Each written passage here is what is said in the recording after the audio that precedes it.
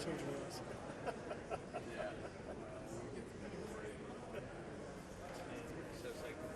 No, I love Yeah.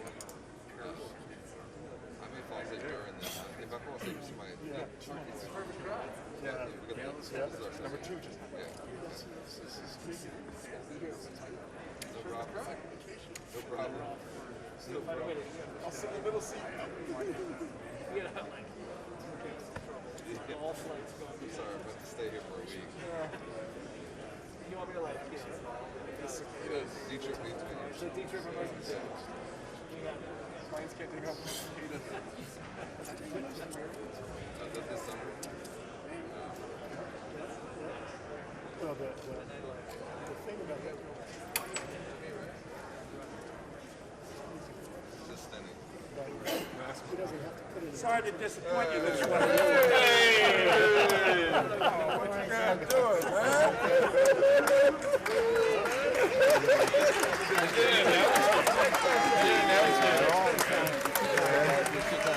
Thank you guys. Appreciate it.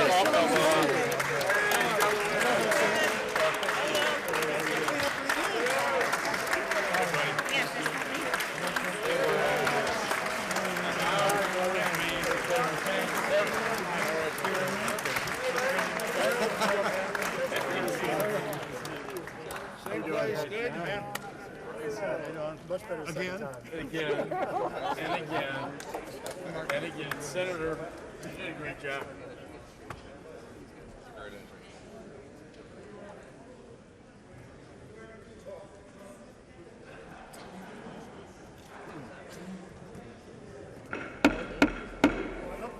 Senator Leahy must come down.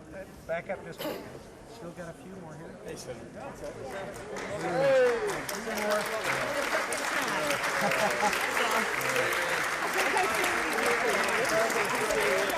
You guys are getting on board. How are you?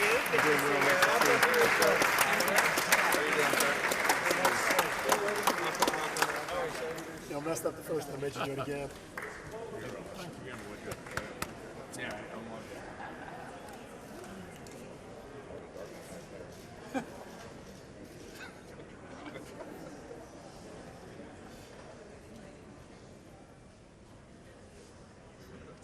Okay, we are ready in the chamber. The escort committee has taken their place, so we are ready for photos. You gonna do it live?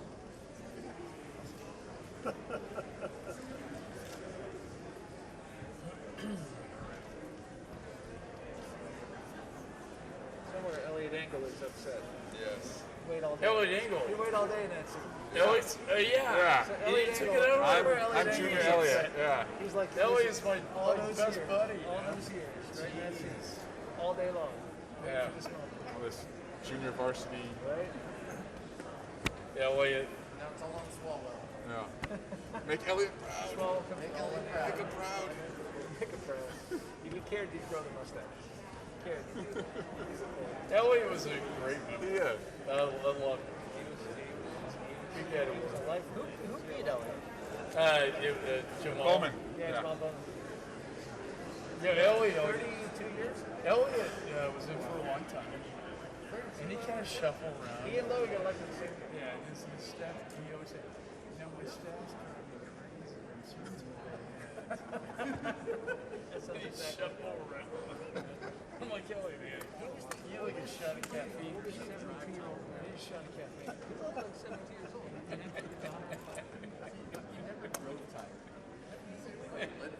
Oh, you always should have blinked. You always should have blinked. That was just you, Pete. That was just you, Pete. He was breakfast eater at coffee.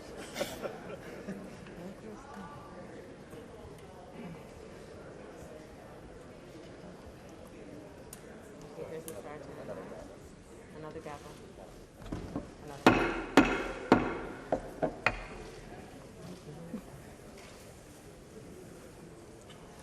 Madam Speaker, the President of the United States.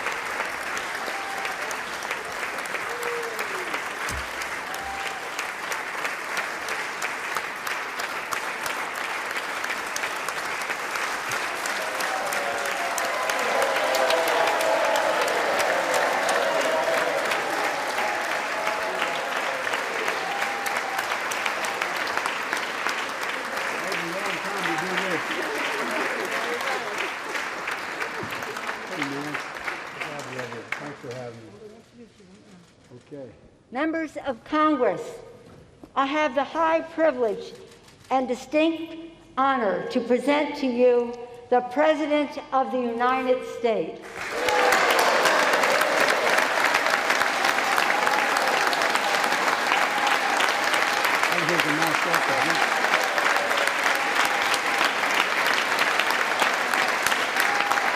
Thank you. Thank you, thank you, thank you. Good to be back.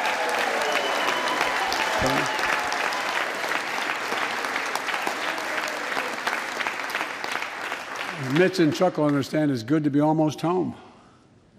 Down the hall. Anyway, thank you all. Madam Speaker, Madam Vice President.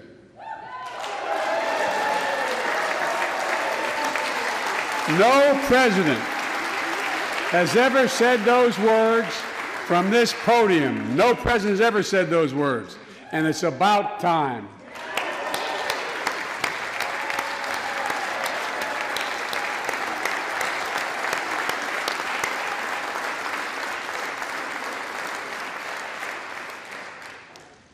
First Lady, I'm her husband.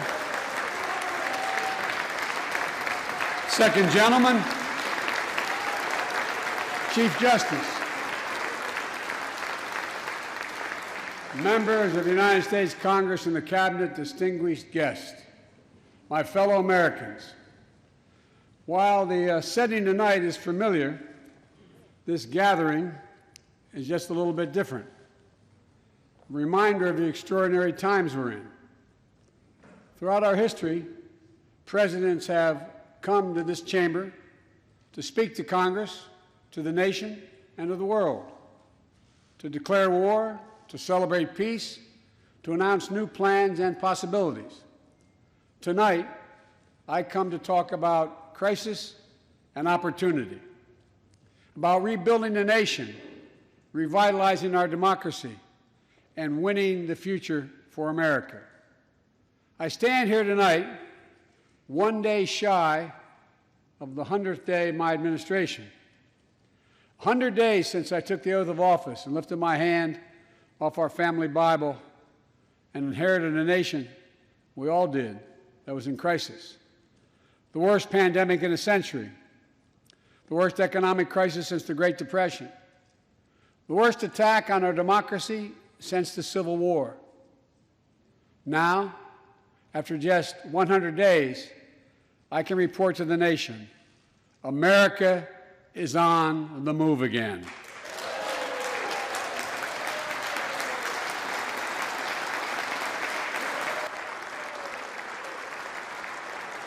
Turning peril into possibility, crisis to opportunity, setbacks into strength.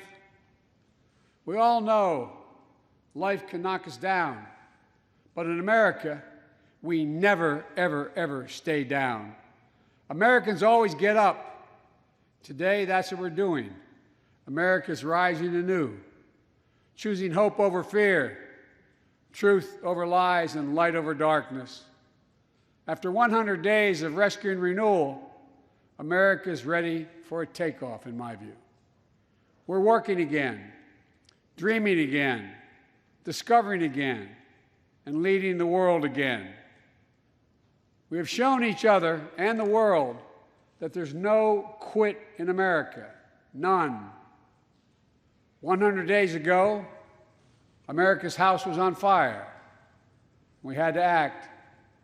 And thanks to the extraordinary leadership of Speaker Pelosi, Majority Leader Schumer, and the overwhelming support of the American people, Democrats, Independents, and Republicans, we did act. Together, we passed the American Rescue Plan, one of the most consequential rescue packages in American history. We're already seeing the results.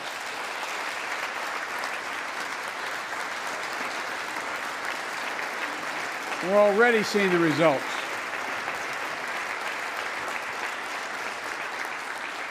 After I promised we'd get 100 million COVID-19 vaccine shots into people's arms in 100 days, we will have provided over 220 million COVID shots in those 100 days. Thanks to all the help of all of you. We're marshaling, with your help, everyone's help, we're marshaling every federal resource. We've gotten vaccines to nearly 40,000 pharmacies and over 700 community health centers where the poorest of the poor can be reached. We're setting up community vaccination sites, developing mobile units to get to hard-to-reach communities. Today, 90% of Americans now live within 5 miles of a vaccination site. Everyone over the age of 16, everyone is now eligible to get vaccinated right now, right away. Go get vaccinated, America. Go and get the vaccination. They're available. You're eligible now.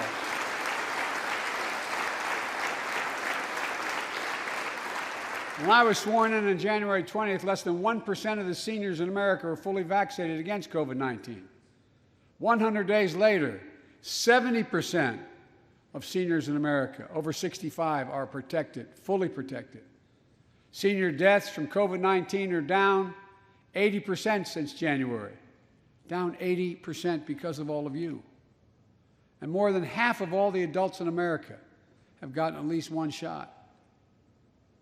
A mass vaccination center in Glendale, Arizona, I asked the nurse, I said, "What's it like?" She looked at me and she said, "It's like every shot is giving a dose of hope," was her phrase, a dose of hope. A dose of hope for an educator in Florida who has a child suffering from an autoimmune disease. Wrote to me, said she's worried, and she was worried about bringing the virus home.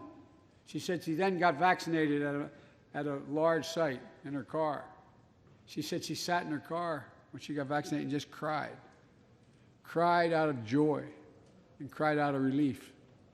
Parents, seeing the smiles on their kids' faces for those who are able to go back to school because the teachers and school bus drivers and cafeteria workers have been vaccinated. Grandparents, hugging their children and grandchildren instead of pressing hands against a window to say goodbye. It means everything. Those things mean everything. You know, there's still, you all know it, you know it better than any group of Americans, there's still more work to do to beat this virus. We can't let our guard down.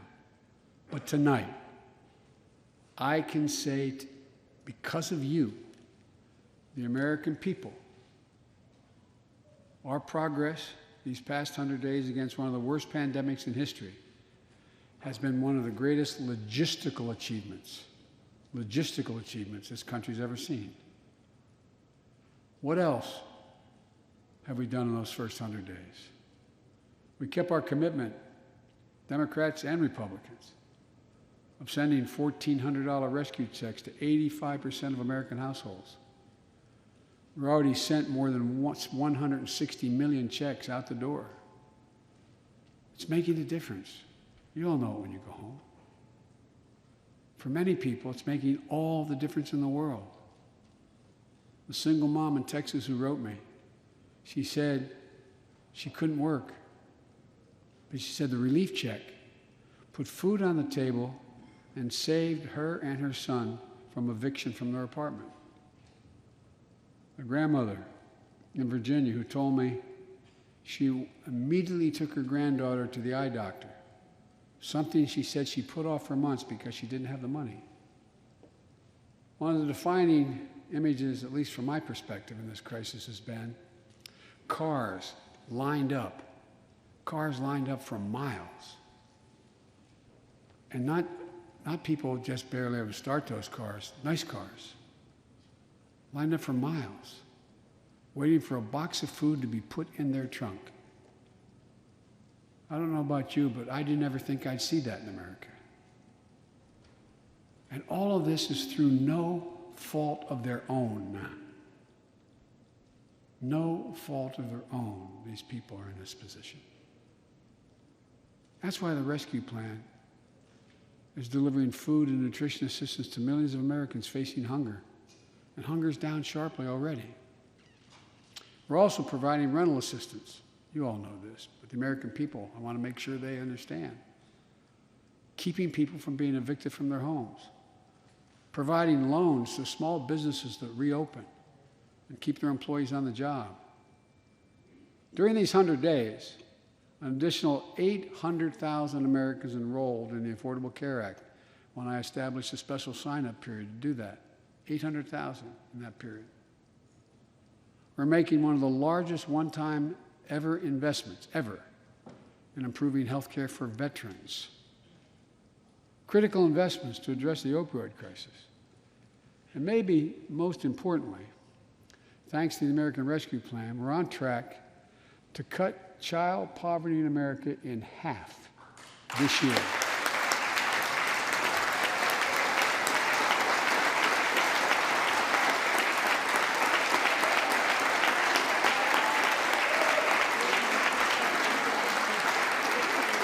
And in the process,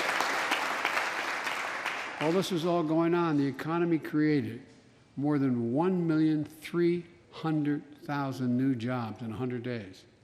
More jobs in the first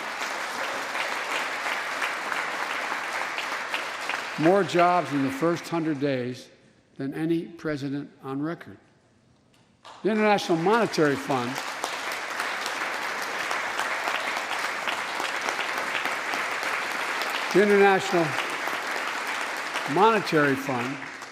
is now estimating our economy will grow at a rate of more than 6% this year. That will be the fastest pace of economic growth in this country in nearly 4 decades. America's moving forward, but we can't stop now. We're in competition with China and other countries to win the 21st century.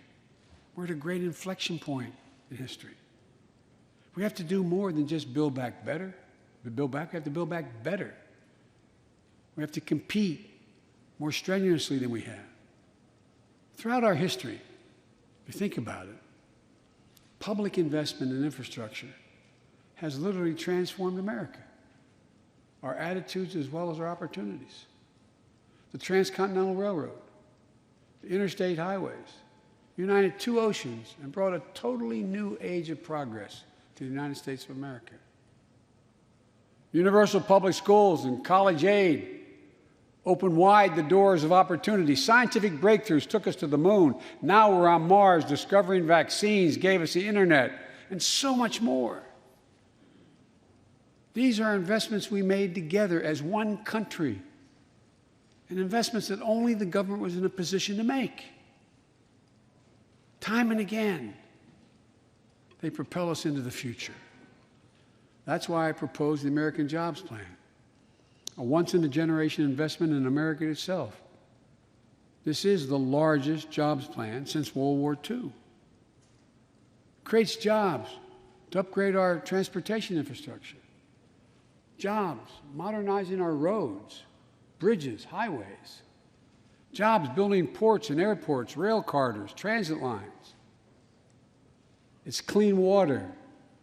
And today, up to 10 million homes in America and more than 400,000 schools and child care centers have pipes with lead in them, including drinking water.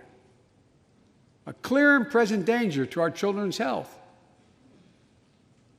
American Jobs Plan creates jobs replacing 100% of the nation's lead pipes and service lines, so every American can drink clean water.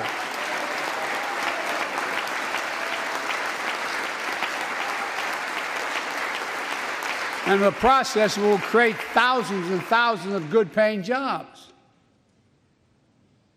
It creates jobs connecting every American with high-speed internet, including 35% of the rural America that still doesn't have it. This is going to help our kids and our businesses succeed in the 21st century economy. And I'm asking the Vice President to lead this effort, if she would, because I know it will get done. Creates jobs building a modern power grid. Our grids are vulnerable to storms, hacks, catastrophic failures with tragic results, as we saw in Texas and elsewhere during the winter storms. The American Jobs Plan will create jobs that lay thousands of miles of transmission lines needed to build a resilient and fully clean grid. We can do that. Look, the American Jobs Plan will help millions of people get back to their jobs and back to their careers. 2 million women have dropped out of the workforce during this pandemic. 2 million. And too often because they couldn't get the care they needed to care for their child or care for an elderly parent who needs help. 800,000 families are on the Medicare waiting list right now to get home care for their aging parent or loved one with disability. If you think it's not important, check out in your own district, Democrat or Republican, Democrat or Republican voters. Their great concern, almost as much as their children, is taking care of an elderly loved one who can't be left alone. Medicaid contemplated it, but this plan is going to help those families and create jobs for our caregivers with better wages and better benefits, continuing a cycle of growth. For too long, we've failed to use the most important word when it comes to meeting the climate crisis: jobs. Jobs. Jobs.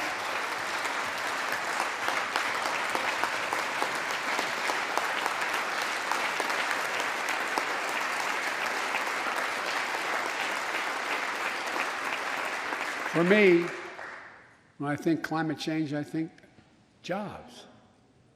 The American Jobs Plan will put engineers and construction workers to work building more energy-efficient buildings and homes.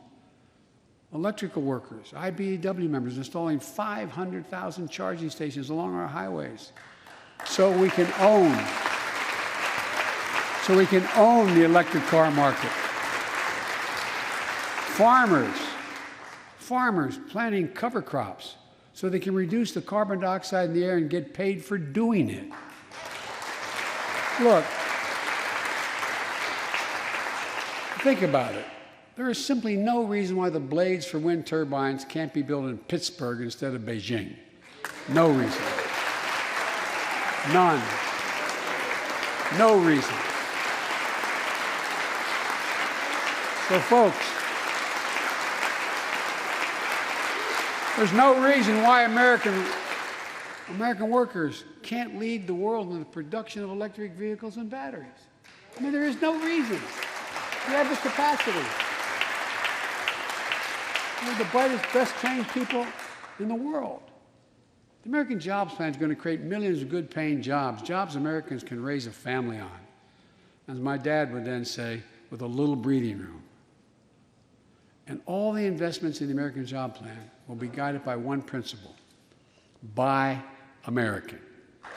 Buy American. And I might note parenthetically, that does not violate any trade agreement. It's been the law since the 30s. Buy American.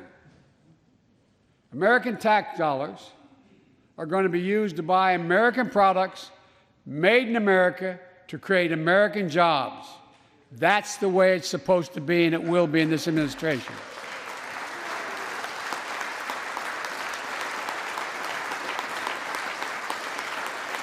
And I made it clear to all my cabinet people, their ability to give exemptions has been strenuously limited. It will be American products. Now, I know some of you at home are wondering whether these jobs are for you.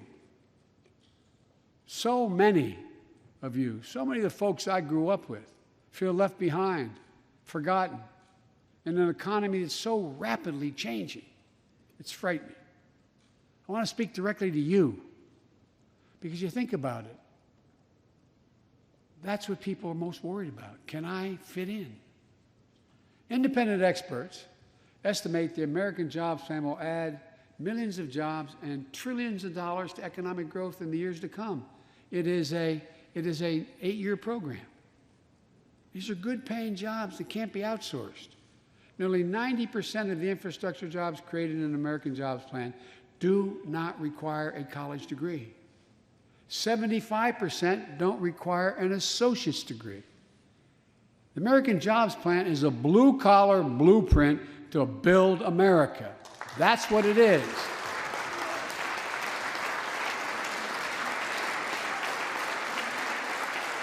And it recognizes something I've always said in this chamber and the other. Good guys and women on Wall Street, but Wall Street didn't build this country. The middle class built the country, and unions built the middle class. So that's why I'm calling on Congress to pass Protect the Right to Organize Act, the PRO Act, and send it to my desk so we can support the right to unionize. And by the way, while you're thinking about sending things to my desk, let's raise the minimum wage to $15. No one working 40 hours a week, no one working 40 hours a week should live below the poverty line. We need to ensure greater equity and opportunity for women. And while we're doing this, let's get the Paycheck Fairness Act to my desk as well, equal pay. It's been much too long. And if you wonder whether it's too long, look behind me. And finally, the American Jobs Plan will be the biggest increase in non-defense research and development on record. We'll see more technological change. And some of you know more about this than I do. We'll see more technological change in the next 10 years than we saw in the last 50. That's how rapidly artificial intelligence and so much more is changing. And we're falling behind the competition with the rest of the world. Decades ago, we used to invest 2% of our gross domestic product in America, 2% of our gross domestic product in research and development. Today, Mr. Secretary, that's less than 1%. China and other countries are closing in fast. We have to develop and dominate the products and technologies of the future. Advanced batteries, biotechnology, computer chips, clean energy. The Secretary of Defense can tell you, and those of you work in national security issues know, the Defense Department has an agency called DARPA, the Defense Advanced Research Project Agency. The people who set up before I came here, and that's been a long time ago, to develop breakthroughs that enhance our national security. That's their only job. And it's a semi-separate agency. It's under the Defense Department. It's led to everything from the discovery of the internet to GPS and so much more that's enhanced our security. The National Institute of Health, the NIH, I believe, should create a similar advanced research projects agency for health. And here's what it would do. It would have a singular purpose: to develop breakthroughs to prevent, detect, and treat diseases like Alzheimer's, diabetes, and cancer. I'll still never forget when we passed the cancer proposal in the last year as vice president. Almost $9 million going to NIH. And if you excuse the point of personal privilege, I'll never forget you standing, Mitch, and saying, "Name it after my deceased son." It meant a lot. But so many of us have deceased sons, daughters, and relatives who died of cancer. I can think of no more worthy investment. I know of nothing that is more bipartisan So let's end cancer as we know it. It's within our power. It's within our power to do it.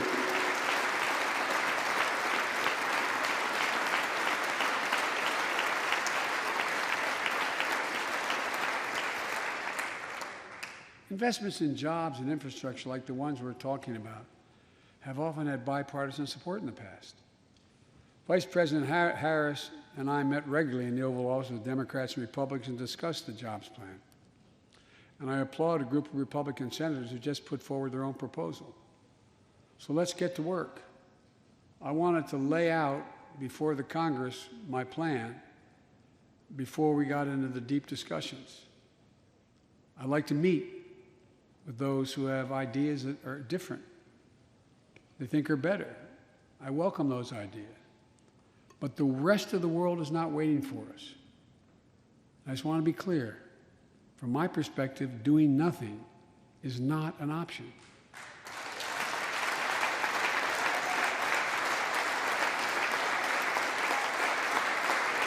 Look,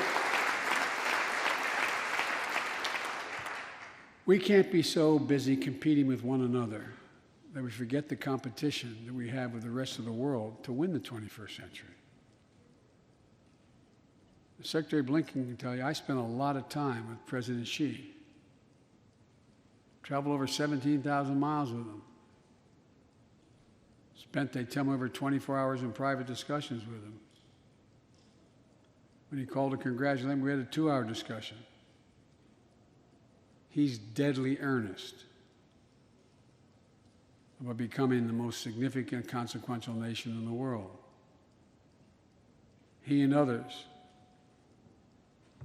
autocrats, think that democracy can't compete in the 21st century with autocracies because it takes too long to get consensus. To win that competition for the future, in my view, we also need to make a once-in-a-generation investment in our families and our children. That's why I've introduced the American Families Plan tonight, which addresses 4 of the biggest challenges facing American families and in turn America. First is access to good education. When this nation made 12 years of public education universal in the last century, it made us the best educated, best prepared nation in the world. It's, I believe, the overwhelming reason that propelled us to where we got in the 20th century. But the world's caught up or catching up.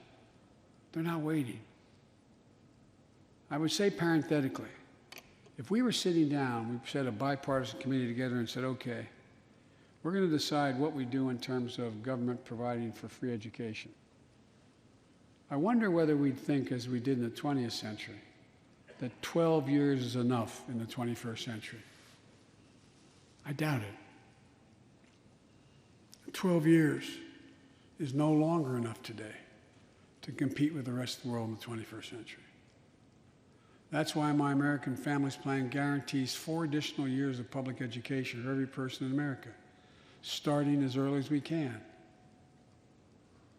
The great universities in this country have conducted studies of the last 10 years. It shows that adding 2 years of universal high-quality preschool for every 3-year-old and 4-year-old, no matter what background they come from, puts them in the position to be able to compete all the way through 12 years and increases exponentially their prospect of graduating and going on beyond graduation. The research shows when a young child goes to school, not daycare, they're far more likely to graduate from high school and go to college or something after high school. When you add 2 years of free community college on top of that, you begin to change the dynamic. We can do that.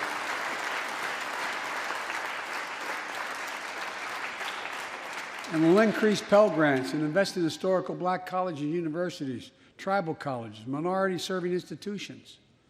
The reason is they don't have the endowments. But their students are just as capable of learning about cybersecurity, just as capable of learning about metallurgy, all the things that are going on that provide those jobs of the future. Jill is a community college professor who teaches today as First Lady. She's long said,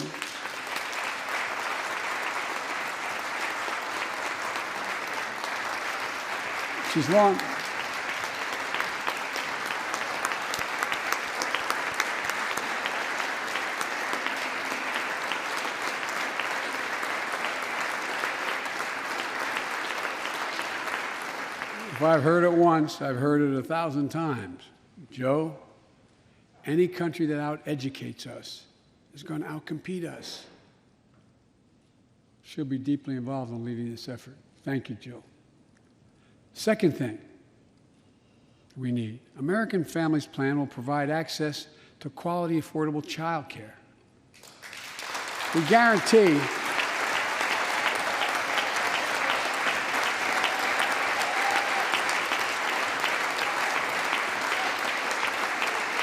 when I'm proposing the legislation, we guarantee that low and middle income families will pay no more than 7% of their income for high-quality care for children up to the age of 5. The most hard-pressed working families won't have to spend a dime. Third, the American Families Plan will finally provide up to 12 weeks of paid leave and medical leave, family medical leave. We're one of the few industrial countries in the world. No one should have to choose between a job and a paycheck, or taking care of themselves and their loved ones, or parent or spouse or child. And fourth, the American Family Plan puts directly into the pockets of millions of Americans. In March, we expanded tax credit for every child in a family, up to $3,000 per child if they're under 6 years of age. Over 6 years of age, and $3,600 for children over 6 years of age. With 2 parents, 2 kids, that's $7,200 in the pockets that are going to help take care of your family.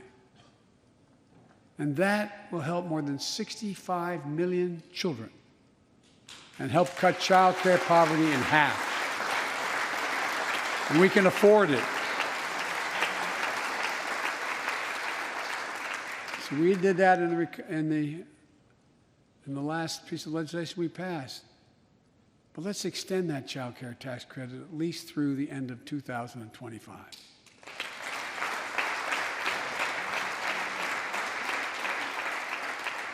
The American Rescue Plan lowered health care premiums for 9 million Americans who buy their coverage under the Affordable Care Act.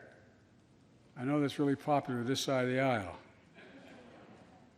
But let's make that provision permanent so their premiums don't go back up.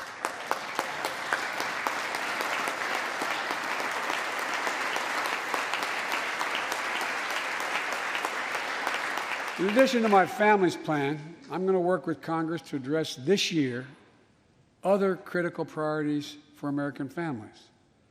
The Affordable Care Act has been a lifeline for millions of Americans, protecting people with pre-existing conditions, protecting women's health, and the pandemic has demonstrated how badly it's needed. Let's lower deductibles for working families on the Affordable Care Act. And let's lower prescription drug costs. We know how to do this.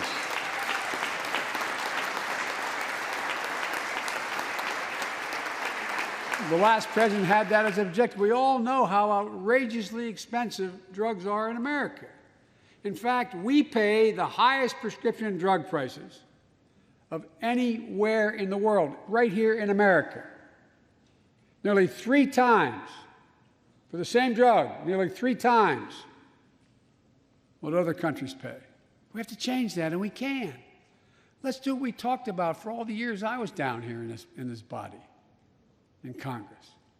Let's give Medicare the power to save hundreds of billions of dollars by negotiating lower drug prescription prices.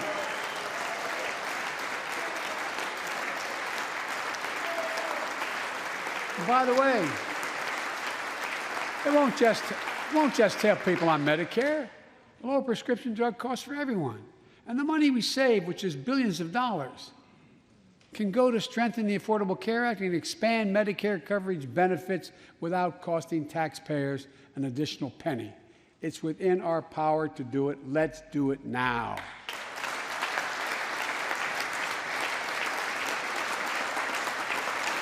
We've talked about it long enough, Democrats and Republicans. Let's get it done this year. This is all about a simple premise. Health care should be a right, not a privilege in America.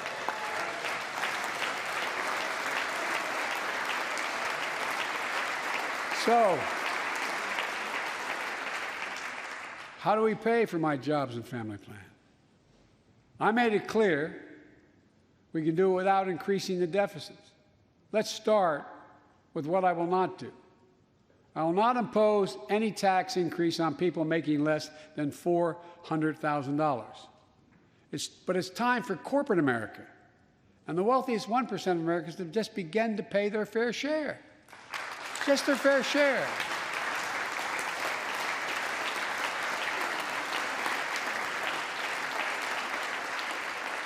Sometimes I have arguments with my friends in the Democratic Party. I think you should be able to become a billionaire and a millionaire, but pay your fair share. A recent study shows that 55 of the nation's biggest corporations paid zero federal tax last year. Those 55 corporations made in excess of $40 billion in profit. A lot of companies also evade taxes through tax havens in Switzerland and Bermuda and the Cayman Islands. And they benefit from tax loopholes and deductions for offshoring jobs and shifting profits overseas. It's not right. We're going to reform corporate taxes so they pay their fair share and help pay for the public investments their businesses will benefit from as well.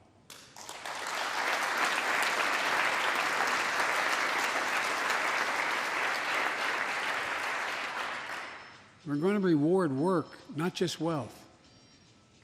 We take the top tax bracket for the wealthiest 1% of Americans, those making over $400,000 or more, back up to where it was when George W. Bush was president, when he started, 39.6%. That's where it was when George W. was president. We're going to get rid of the loopholes, allow Americans to make more than $1 million a year and pay a lower tax rate on their capital gains than Americans who receive a paycheck. We're only going to affect 0.3% of all Americans by that action, 0.3%. And the IRS is going to crack down on millionaires and billionaires who cheat on their taxes. It's estimated to be billions of dollars by think tanks that are left, right, and center. I'm not looking to punish anybody. But I will not add a tax burden, additional tax burden to the middle class in this country. They're already paying enough. I believe what I propose is fair, fiscally responsible, and it raises revenue to pay for the plans I propose and will create millions of jobs that will grow the economy and enhance our financial standing in the country. When you hear someone say, they don't want to raise taxes on the wealthiest 1% or corporate America, ask them, whose taxes you want to raise? Instead, whose are going to cut? Look, the big tax cut of 2017. Remember, it was supposed to pay for itself. That was how it was sold. And generate vast economic growth. Instead, it added $2 trillion to the deficit. It was a huge windfall for corporate America and those at the very top. Instead of using the tax saving to raise wages and invest in research and development, it poured billions of dollars into the pockets of CEOs. In fact, the pay gap between CEOs and their workers is now among the largest in history. According to one study, CEOs make 320 times what the average worker in their corporation makes. It used to be below 100. the pandemic has only made things worse. 20 million Americans lost their job in the pandemic, working and middle-class Americans. At the same time, roughly 650 billionaires in America saw their net worth increase by more than $1 trillion in the same exact period. Let me say it again. 650 people increased their wealth by more than $1 trillion during this pandemic. And they're now worth more than $4 trillion. My fellow Americans, trickle down economics has never worked. And it's time to grow the economy from the bottom and the middle out.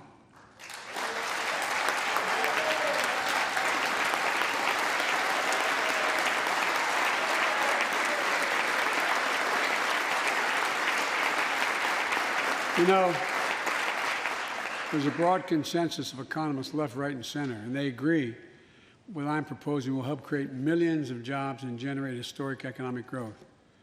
These are among the highest values investments we can make as a nation. I've often said our greatest strength is the power of our example, not just the example of our power. In my conversations with world leaders, and I've spoken to over 40 of them now, I've made it known that America's back. And you know what they say? The comment I hear most of all from them is they say, we see America's back, but for how long? But for how long? My fellow Americans, we have to show not just that we're back, but that we're back to stay, and that we aren't going to go it alone.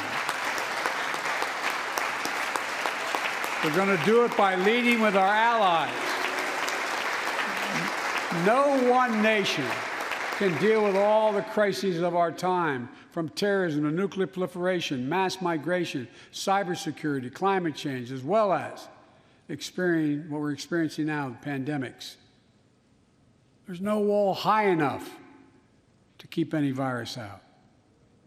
And our own vaccine supply, as it grows to meet our needs, and we're meeting them, will become an arsenal for vaccines for other countries, just as America was an arsenal for democracy for the world, and in consequence influence the world. But every American will have access before that occurs. Every American will have access to be fully covered by COVID-19 from the vaccines we have. Look, the climate crisis is not our fight alone, it's a global fight. The United States accounts, as all of you know, less than 15% of carbon emissions. The rest of the world accounts for 85%. That's why I kept my commitment to rejoin the Paris Accord, because if we do everything perfectly, it's not going to only matter. I kept my commitment to convene a climate summit right here in America with all the major economies of the world: China, Russia, India, European Union. And I said I'd do it in my first 100 days. I want to be very blunt about it. My attempt was to make sure that the world could see there was a consensus, that we are at an inflection point in history. The consensus is if we act to save the planet, we can create millions of jobs and economic growth and opportunity and raise the standard of living of almost everyone around the world. If you watched any of it and you were all busy, I'm sure you didn't have much time. That's what virtually every nation said, even the ones that aren't doing their fair share. The investments I propose tonight also advance the foreign policy, in my view, that benefits the middle class. That means making sure every nation plays by the same rules in the global economy, including China. In my discussion with President Xi, I told him, we welcome the competition. We're not looking for conflict.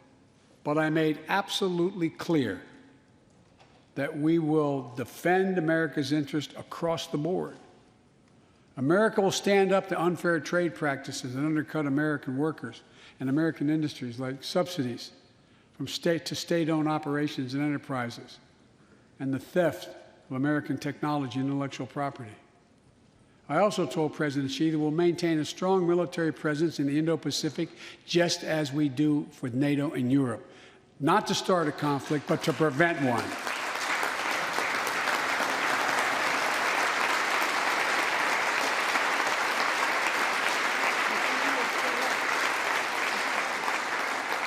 I told them what I've said to many world leaders, that America will not back away from our commitments, our commitment to human rights and fundamental freedoms and to our alliances.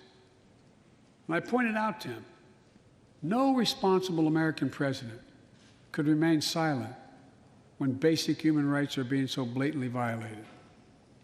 An American president has to represent the essence of what our country stands for. America is an idea, the most unique idea in history. We are created, all of us, equal. It's who we are. And we cannot walk away from that principle and, in fact, say we're dealing with the American idea. With regard to Russia, I know it concerns some of you, but I made very clear to Putin that we're not going to seek escalation, but their actions will have consequences. They turn out to be true, and they turned out to be true. So I responded directly and proportionately to Russia's interference in our elections and the cyber attacks on our government and our business. They did both of these things, and I told them we would respond, and we have. But we can also cooperate when it's our mutual interest.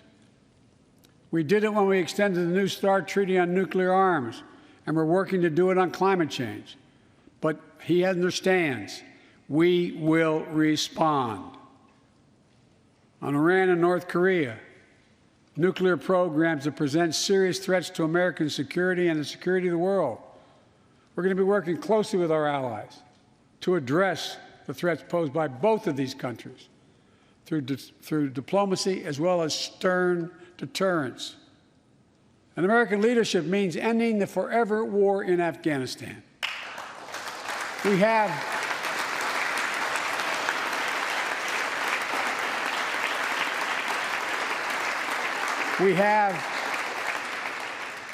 without hyperbole, the greatest fighting force in the history of the world. I'm the first president in 40 years who knows what it means to have a son serving in a war zone. Today, we have service members serving in the same war zone as their parents did. We have service members in Afghanistan who are not yet born on 9/11. The war in Afghanistan, as we remember the debates here, were never meant to be multi-generational undertakings of nation building. We went to Afghanistan to get the terrorists who attacked us on 9/11. And we said we would follow Osama bin Laden to the gates of hell to do it. If you've been in the upper Konar Valley, you've kind of seen the gates of hell. And we delivered justice to bin Laden. We degraded the terrorist threat of al-Qaeda in Afghanistan. And after 20 years of valor, and sacrifice, it's time to bring those troops home. Look,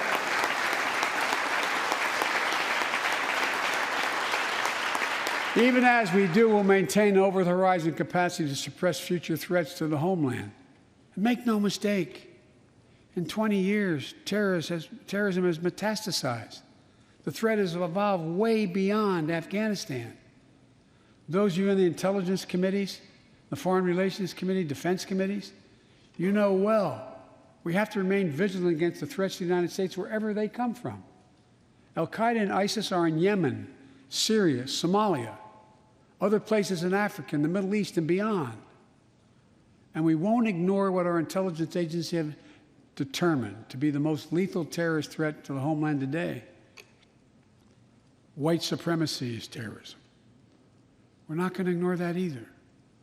My fellow Americans, look, we have to come together to heal the soul of this nation. It was nearly a year ago before her father's funeral when I spoke with Gianna Floyd, George Floyd's young daughter. She's a little tyke, so I was kneeling down to talk to her. so I could look her in the eye. She looked at me, she said, "My daddy changed the world." Well, after the conviction of George Floyd's murderer, we can see how right she was if we have the courage to act as a Congress. We've all seen the knee of injustice on the neck of Black Americans. Now's our opportunity to make some real progress. The vast majority of men and women wearing a uniform and a badge serve our communities, and they serve them honorably. I know them. I know they want.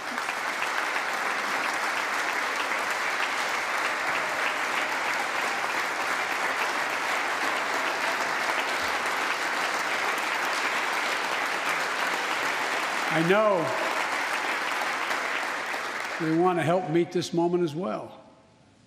My fellow Americans, we have to come together to rebuild trust between law enforcement and the people they serve, to root out systemic racism in our criminal justice system, and to enact police reform in George Floyd's name that passed the House already. I know Republicans have their own ideas and are engaged in very productive discussions with Democrats in the Senate. We need to work together to find a consensus. But let's get it done next month, by the first anniversary of George Floyd's death.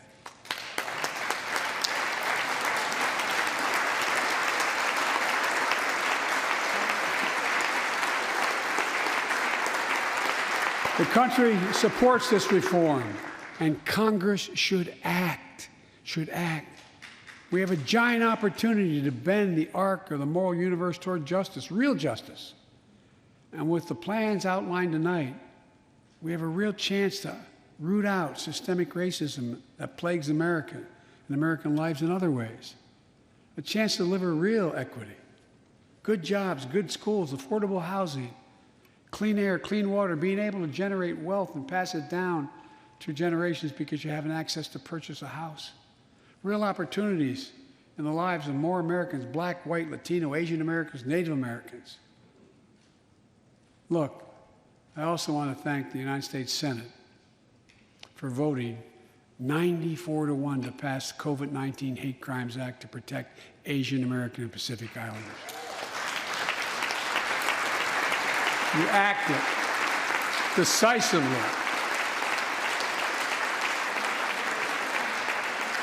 You can see on television the viciousness of the hate crimes we've seen over the past year and for too long. I urge the House to do the same and send that legislation to my desk, which I will gladly, anxiously sign. I also hope Congress will get to my desk the Equality Act to protect LGBTQ Americans. For all transgender Americans watching at home, especially young people, you're so brave. I want you to know your president has your back. Another thing, let's authorize the Violence Against Women Act, which has been law for 27 years.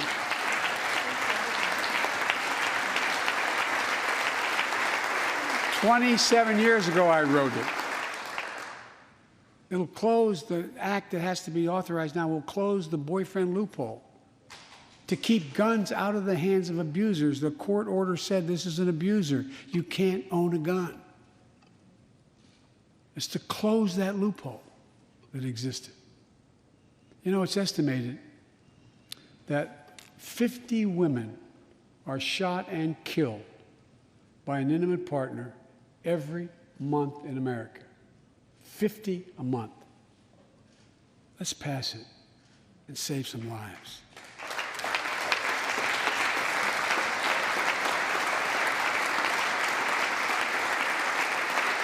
And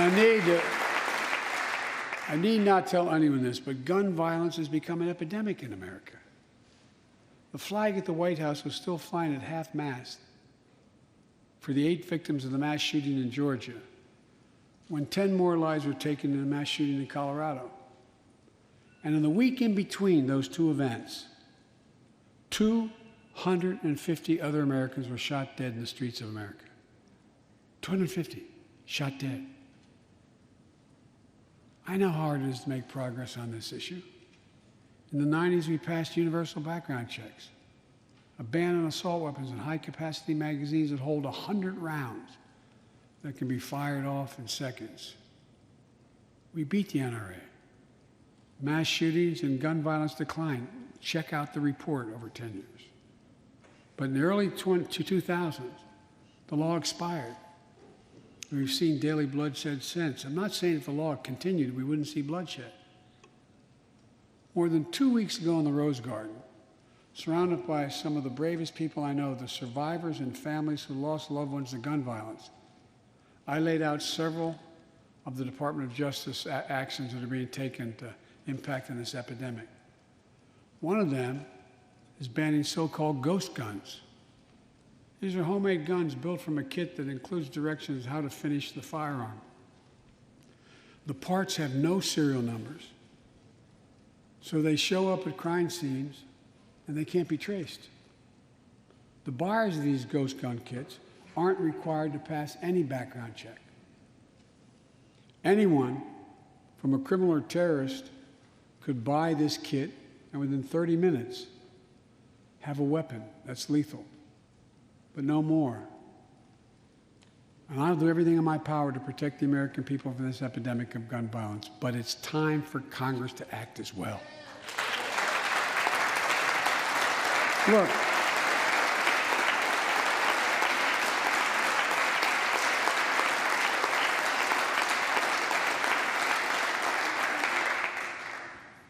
I don't want to become confrontational, but we need more Senate Republicans to join the overwhelming majority of Democratic colleagues and close the loopholes required in background check purchases of guns.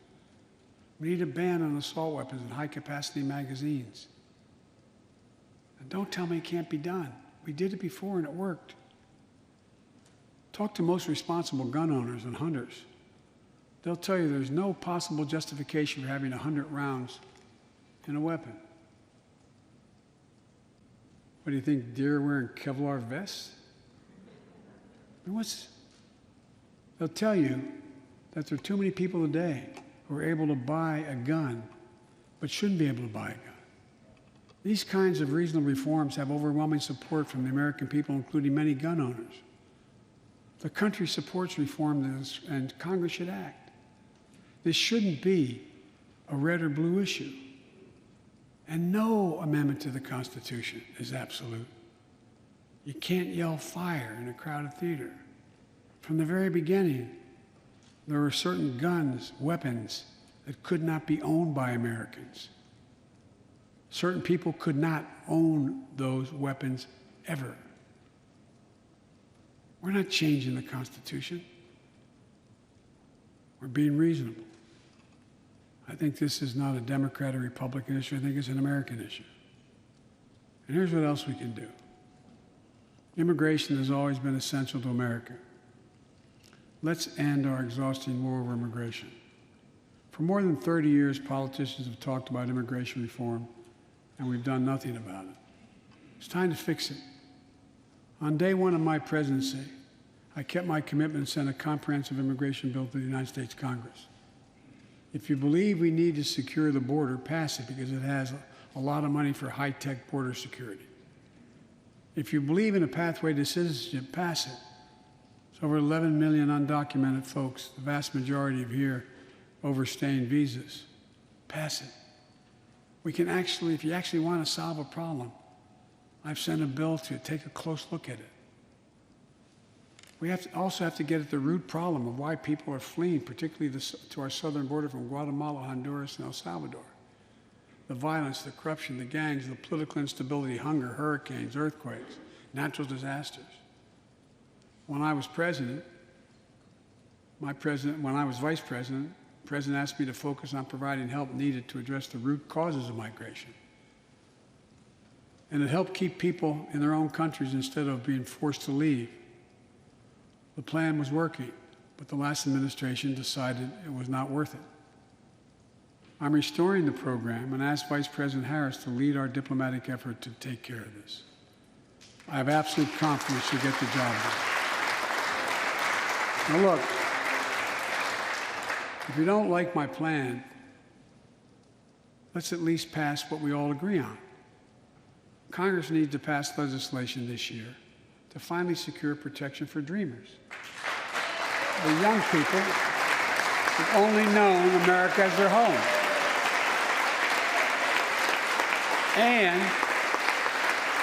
permanent protection for immigrants who are here on temporary protective status who came from countries beset by man-made and natural-made violence and disaster, as well as a pathway to citizenship for foreign workers who put food on our tables. Look, immigrants have done so much for America during this pandemic and throughout our history.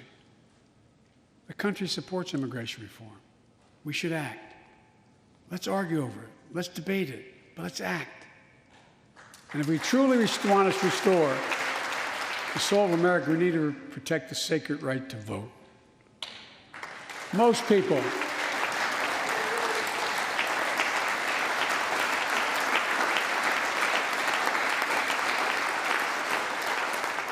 more people voted in the last presidential election than any time in American history, in the middle of the worst pandemic ever. It should be celebrated. Instead, it's being attacked. Congress should pass H.R. 1 and the John Lewis Voting Rights Act and send it to my desk right away. The country supports it, and Congress should act now.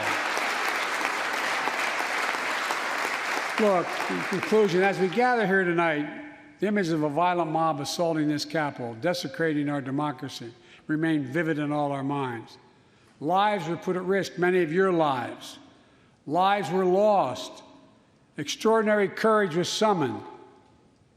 The insurrection was an existential crisis, a test of whether our democracy could survive, and it did. But the struggle is far from over. The question of whether our democracy will long endure is both ancient and urgent. As old as our republic, still vital today. Can our democracy deliver on its promise that all of us, created equal in the image of God, had a chance to lead lives of dignity, respect, and possibility? Can our democracy deliver to the most pressing needs of our people? Can our democracy overcome the lies, anger, hate, and fears that have pulled us apart? America's adversaries, the autocrats of the world, are betting we can't. And I promise you, they're betting we can't. They believe we're too full of anger and division and rage. They look at the images of the mob that assaulted the Capitol as proof that the sun is setting on American democracy. But they're wrong. You know it, I know it. But we have to prove them wrong. We have to prove democracy still works, that our government still works, and we can deliver for our people. In our first 100 days together, we've acted to restore people's faith in democracy to deliver. We're vaccinating the nation. We're creating hundreds of thousands of new jobs. We're delivering real results to people. They can see it, feel it in their own lives. Opening doors of opportunity, guaranteeing some more fairness and justice. That's the essence of America. That's democracy in action. Our Constitution opens with the words, as trite as it sounds, we the people. Well, it's time to remember that we the people are the government. You and I. Not some force in a distant capital. Not some powerful force that we have no control over. It's us. It's we the people. In another era, when our democracy was tested, Franklin Roosevelt reminded us, in America, we do our part. We all do our part. That's all I'm asking. That we do our part, all of us. And if we do that, we will meet the center challenge of the age by proving that democracy is durable and strong. Autocrats will not win the future. We will. America will. And the future belongs to America. As I stand here tonight before you in a new and vital hour of life and democracy of our nation, and I can say with absolute confidence, I have never been more confident or optimistic about America. Not because I'm president, because of what's happening with the American people. We've stared into the abyss of insurrection and autocracy, pandemic and pain, and we, the people, did not flinch. At the very moment our adversaries were certain we'd pull apart and fail, we came together, we united. With light and hope, we summoned a new strength, new resolve to position us to win the competition of the 21st century. On our way to a union more perfect, more prosperous, and more just, as one people, one nation, and one America. Folks, as I told every world leader I've ever met with over the years, it's never, ever, ever been a good bet to bet against America, and it still isn't. We're the United States of America. There's not a single thing, nothing beyond our capacity. We can do whatever we set our minds to if we do it together. So let's begin to get together. God bless you all, and may God protect our troops. Thank you for your patience.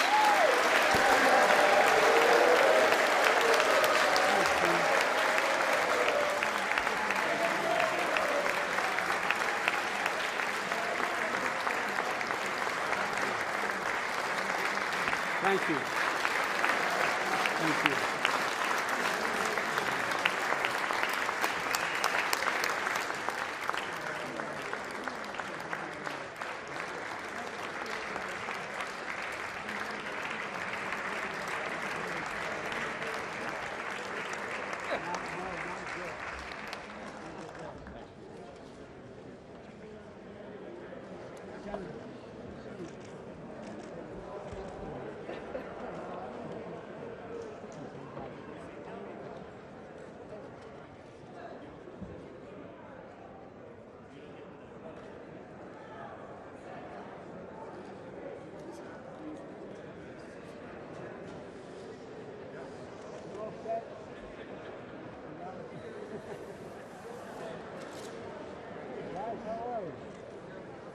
Bobby, how you doing? Good. How's Mom? Good. Give her my love. Watch out for that one. Be nice to her. Grant. Thanks.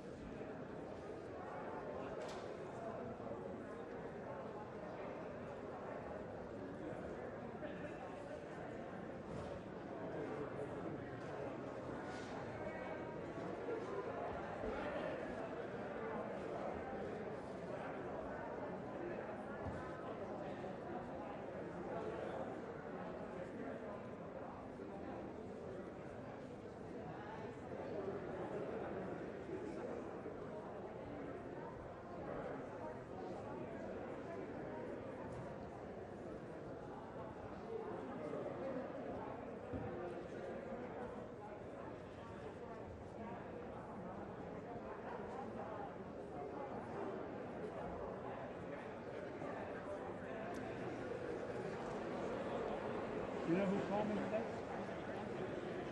Right, Reverend.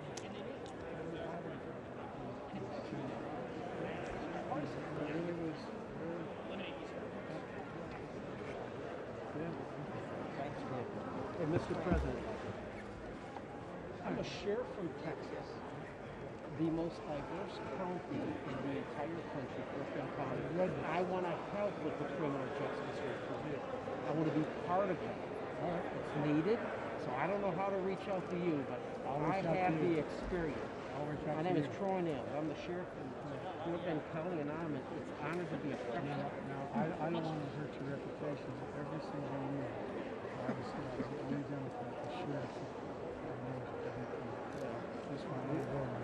I'm not a sheriff. I'm just a doctor. I can do a whole lot of good in that conversation. Sure. All right, sir. I'm looking forward to it. Yeah, Mr. President, thanks for what you said about come on. You have to do it. Make sure we get it done. It means so much to me.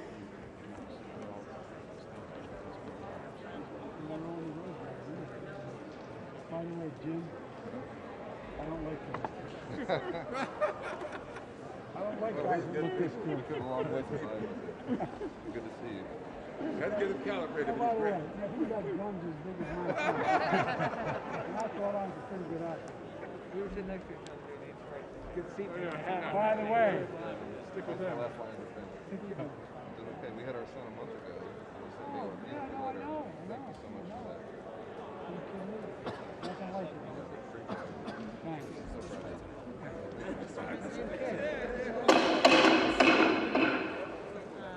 Chair declares the joint session of the two houses now dissolved.